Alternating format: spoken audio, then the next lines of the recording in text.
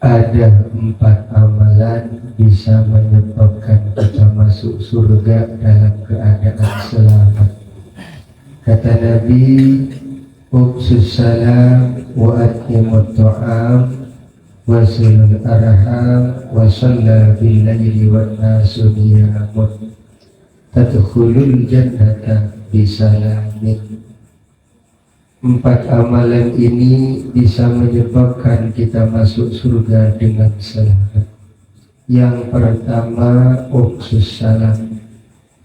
Kita sering menebar salam dimanapun kita berada, sering mengucapkan salam ketika ketemu di jalan ataupun di mana kita bertemu. Sering-seringlah mengucapkan salam, karena salam artinya keselamatan. Insya Allah orang yang sering menebar salam hidupnya bakal barokah dan selamat. Sebab apa? Karena kita mah ketemu di jalan dari teman-teman kita, klakson doang, titik, terus setelah titik cuma gini doang. Mau kemana? Gitu, sono gitu. Yang paling afdal selain titik klakson, Assalamualaikum. Bahkan Bahyai Maimun Zubair Al-Anwar Sarang pernah mendika beliau kepada salah satu alumni yang mau, salah satu santri yang hendak boyong dari pesantren beliau. Kata beliau, ditanya, mau kemana nak? Mau berhenti. Yang satu ditanya mau cari kerjaan, mau bekerja, mau dagang. Yang satu mau nikah. Yang paling disenangi oleh guru ketika pamit pesantren adalah yang mau nikah, terutama yang mau belajar di madrasah ataupun musala majelis taklim. Kata beliau, pesan saya nak satu, dimanapun berada, jaga sholat 5 waktu. Yang kedua, kalau masuk rumah, kata Bahyai Maimun Zubair, masuk rumah ucapkan salam sama baca surat Al-Ikhlas 3 kali. Ini saya nggak dengar langsung dari beliau, cuma dari salah satu alumni. Saya amalkan mulai semenjak saya ada di kontrakan kandang roda mulai tahun 2007. Setelah saya kaji, ternyata dawuh beliau itu ada dalam kitab Mukhtarul Hadis, bahwa ada salah satu sahabat Nabi pernah bertanya kepada Nabi kita Muhammad Sallallahu Alaihi Wasallam, ya Rasulullah, rezeki saya susah banget, mungkin kalau bahasa sekarang kan. Terus kata Nabi, jika rezekimu ingin dipermudah oleh Allah, kehidupan di dalam rumah tanggamu akan diberikan kerukunan. Setiap masuk rumah ucapkan salam dan membaca surat Al-Ikhlas paling afdal 3 kali.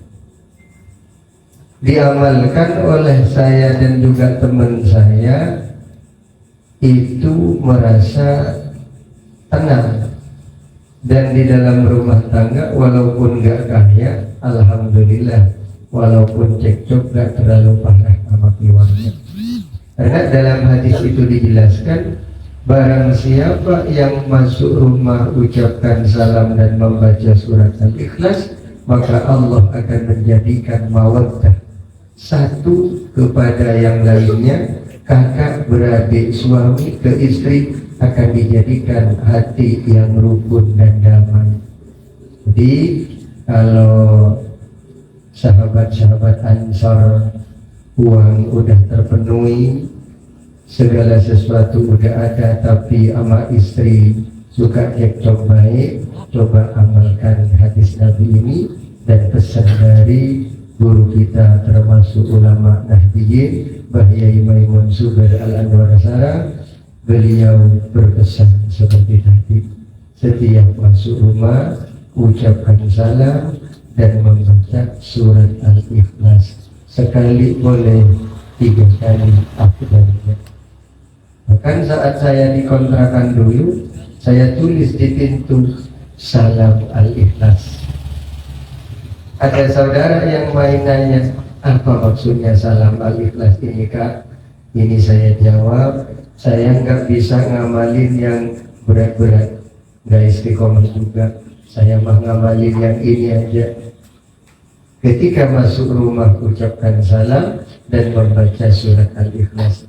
Kalau nggak ada siapa-siapa di dalam rumah kita, maka salamnya Assalamualaikum wa ala ibadillahis sholihin, langsung kul huwallahu ahad. Ini setiap masuk rumah kan? Setiap masuk rumah kan? Ini pulang masuk rumah, ternyata rokok habis, udah baca padahal masuk rumah. Assalamualaikum kul huwallahu ahad. Ya Allah, rokok habis, pergi ke warung, masuk rumah lagi, salam lagi, Al-Ikhlas lagi. Korek ketinggalan di luar rumah, keluar lagi, mau masuk ke rumah lagi, salam lagi, Al-Ikhlas lagi. Cuman jangan dijadikan beban. Ribet banget amalan ini ya, jangan.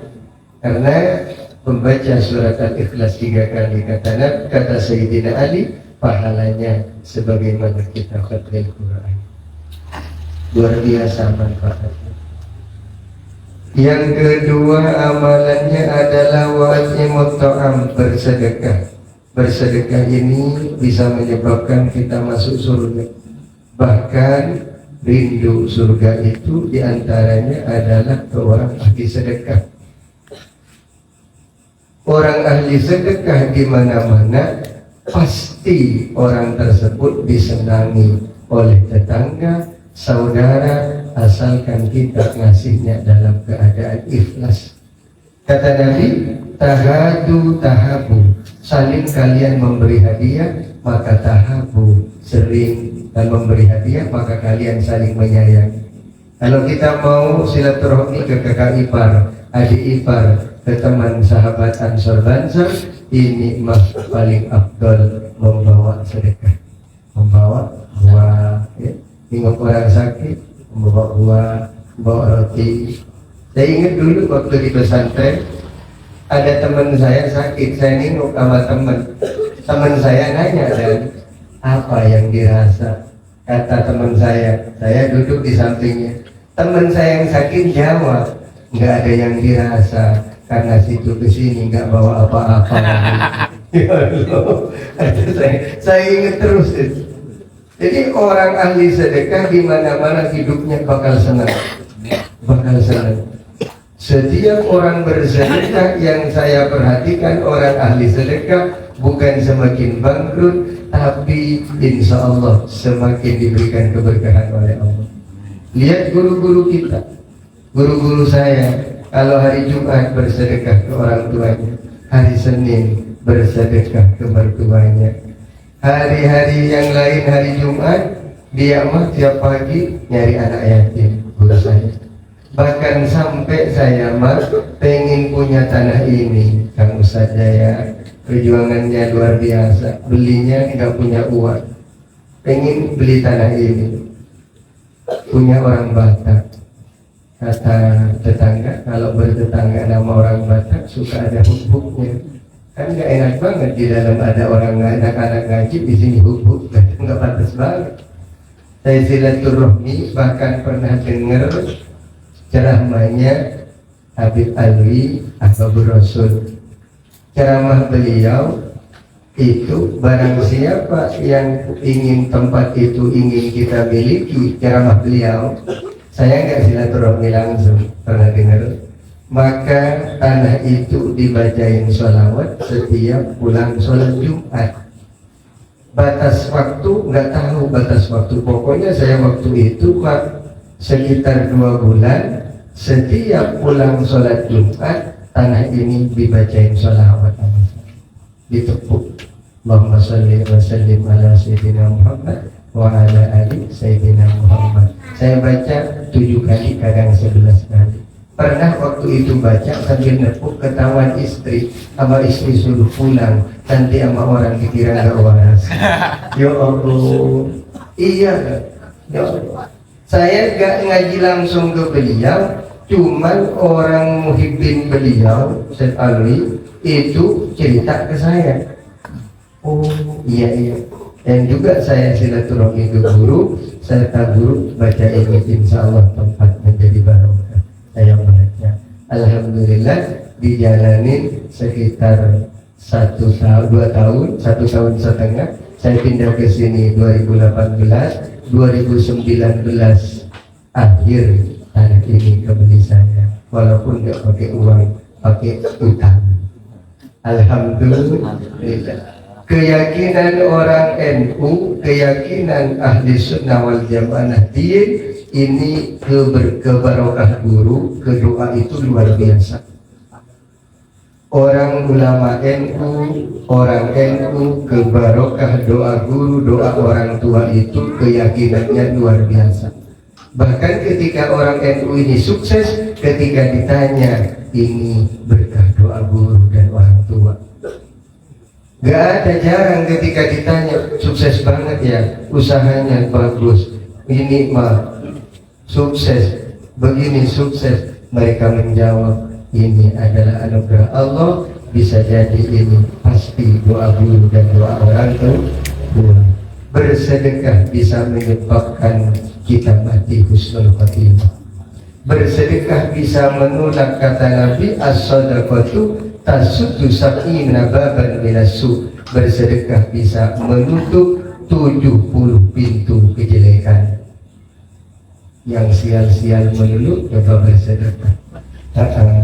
Ada yang sial melulu hidupnya, punya motor diambil maling, punya cewek diambil temennya, ya kan? Naik motor diserempet orang. Ini mah sial hidupnya kan? Sial. Apa sial dan? Ada apes ya, itu bahasa kerennya apa? Sial, apes. Kalau sial nggak bisa. Tempat warung ditempatin kita mah kagak laku, diganti orang jadi laku. Sial kita, apes ya Allah, apes. Jadi bersedekah ini tidak harus besar, karena kehidupan rezeki penghasilan orang mah beda-beda.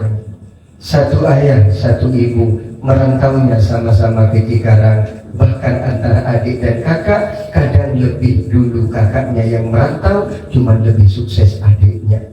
Ada kan yang begitu kan? Banyak kan? Iya, kalau hatinya nggak kuat, perasaan iri dengki itu pasti ada. Cuman kalau sahabat Ansor, insya Allah enggak. Kenapa? Sering duduk di majelis ilmu. Alhamdulillah. Kemudian silaturahmi, tinggal 7 menit lagi. Sebelum ceramah tadi bisik-bisik sampai jam berapa kan? Jam 10. Dirubah lagi. Enggak, sampai jam setengah 11. Oh, agak saya ikut jam 10-nya. Yang ketiga adalah silaturahmi kan. Silaturahmi ini silah sambung, rahmi kasih sayang. Orang yang suka silaturahmi disayang oleh Allah Subhanahu wa Ta'ala. Orang yang suka silaturahmi disayang oleh Nabi. Dan orang yang duduk di majelis ilmu bersama dengan ulama, asatidz, orang soleh, insya Allah walaupun dirinya nggak jadi ulama, walaupun dirinya nggak jadi pemuka agama, dalam kitab Ta'limul Muta'alim pasti anak keturunannya bakal menjadi anak yang soleh dan soleh. Jadi kalau kita mau berangkat ke pertemuan sahabat Ansor ini, ketika berangkat, ini yang paling pertama, tadi sholat isya di sini, semangat ini, iya, yang dikasih ganti beliau. Ketika kalian berangkat atau merasa capek, merasa direpotkan di pertemuan rutinan sahabat Ansor ini, kalian tanamkan dalam hati, ya Allah, saya mau riyadhah yang berat-berat, riyadhah puasa. Jadi meriyadhahi anak-anaknya. Pasti dalam kitab Ta'limul Muta'alim, apabila kita cinta kepada ulama, cinta kepada orang soleh, yang maksud adalah hadir di majelis-majelis orang soleh sebagai muhibbin, pasti anak keturunannya menjadi orang yang alim. Amin ya. Amin ya Allah. Ini tuh silaturahmi. Yang terakhir amalan ahli surga adalah wasalla bil laili wan nasu niyamun. Sholat walaupun 2 rakaat ketika orang-orang kanan kiri saat tidur nyenyak kita bangun sholat. Usahakan setengah jam sebelum subuh paling mepet kita sudah bangun. Insya Allah sahabat-sahabat Ansar ini 1 jam sebelum subuh pasti bangun ke kamar mandi. Nah, setelah itu tidur lagi Pak. Jangan kalau bisa jangan. Setengah jam sebelum subuh itu waktu sahur namanya kan. Di dalam Al-Quran dijelaskan wabil asharihu yastaghfirun. Hendaklah di waktu sahur itu banyak istighfar. Orang yang ahli bangun sebelum subuh setengah jam udah duduk di atas sajadah persiapan subuh, udah sholat hajat, udah tahajud, zikir setengah jam aja, nggak dari jam 3, nggak dari jam 2, setengah jam sebelum subuh. Kalau subuh sekarang setengah 5, jam 4 kalian sudah bangun. Kalian termasuk orang yang hebat. Dan insya Allah walaupun kita nggak kaya, hidupnya nggak bakalan parah-parah banget. Nggak bakalan parah-parah banget. Kenapa? Ada jaminan orang yang bangun subuh hidupnya diberkahi oleh Allah Subhanahu wa Ta'ala. Insya Allah nanti setengah jam sebelum subuh pada ada di masjid. Amin. Kata DKM-nya, tumben ini dibilang tumben malu, besoknya nggak datang lagi.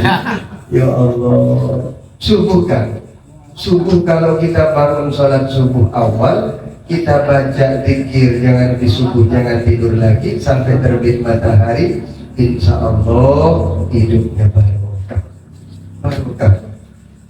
Kalau kita sial melulu, jangan-jangan subuhnya sering kesiangan. Jangan subuhnya sering kesiangan. Ayo, mulai malam ini setengah jam sebelum subuh kita sudah bangun. Bisa Kang ya? Bisa Kang, bisa. Kalau janjian di kerjaan, janjian bisnis aja jam 3 bangun, kenapa kejanjian sama malaikat gak bangun? Gak bangun. Kalau bisa, kalau laki-laki sangat dianjurkan untuk berjemaah ke masjid. Coba kan tanamkan kan dalam hati kan, saya mau berjemaah ke masjid subuh tidak telat, ikut sholat sunnah 2 rakaat sebelum subuh 40 hari. 40 hari dapat 3 hari kebablasan, 7 hari lulus, lanjut coba 40 hari. Saya dulu lulus 40 hari, bahkan 4 bulan lulus. Bukan karena ria, karena hebat kan. Karena waktu itu jadi imam subuh, nggak boleh telat. Waktu ada di Puput, waktu itu punya tugas jadi imam subuh. Jadi nggak pernah telat sholat subuh. Sebab kalau telat sedikit sama Pak Haji dibangunin, Ustaz subuh, akhirnya nggak pernah telat. Alhamdulillah, jamaah yang dirahmati oleh Allah Subhanahu wa Ta'ala, rutinan seperti ini ayo kita bersama-sama dimanapun tempatnya, selagi badan masih sehat, ada kesempatan, ayo kita bersama.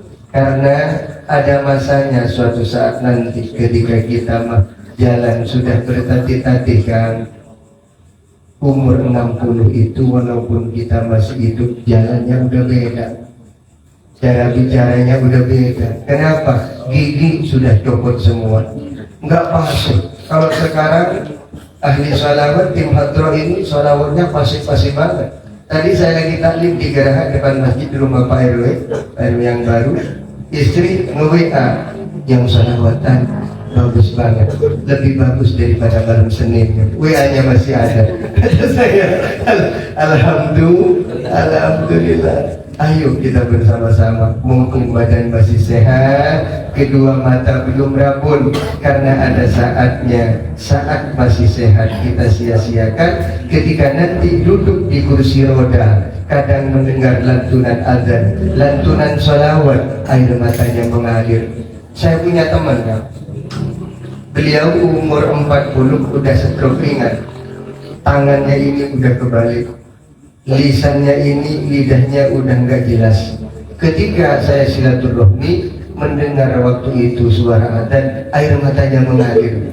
Saya tanya, kenapa sih itu sedih banget? Kalau dia jelas menjawab, saya sedih banget Ustaz. Kenapa? Saat saya sehat, tarawih enggak, ke masjid sholat berjamaah jarang, sholat mah di rumah baik. Pada saat itu ngomong ke saya kalau jelas, Ustaz, kalau Allah memberikan kesempatan kepada saya, Allah sembuhkan penyakit saya berjanji Ustaz, saya mah akan bertaubat, akan memperbaiki diri. Sekarang mah ternyata diberikan kesempatan oleh Allah, stroke ringannya sembuh dan orangnya pindah ke perumahan JSR. Gak usah disebutin bloknya, takut kebetulan ada tetangganya. Iya, ayo kan, karena ada saatnya kan. Kalau sekarang yang dipegang sebelah kanan HP, sebelah kiri adalah tas, ada saatnya suatu nanti kan, sebelah kiri tongkat yang dipegang, sebelah kanan otin krim, GPU, minyak angin, baunya udah beda dan baunya udah beda. Ya Allah, mudah-mudahan semuanya istiqomah. Sahabat Ansor Banser sesalah rukun dimanapun berada, semakin solid, semakin rukun, baik kepada semua sahabat Ansor ataupun kepada sesama, baik ketika ada musibah, banjir, gempa ataupun lain sebagainya. Sahabat Ansor insya Allah selalu ada di depan, dan mudah-mudahan ada nilai ridho dan keikhlasan. Akhirnya amal perbuatan kita menjadi kebahagiaan di akhirat nanti. Cukup sekian dari saya, kurang dan lebihnya mohon maaf. Assalamualaikum warahmatullahi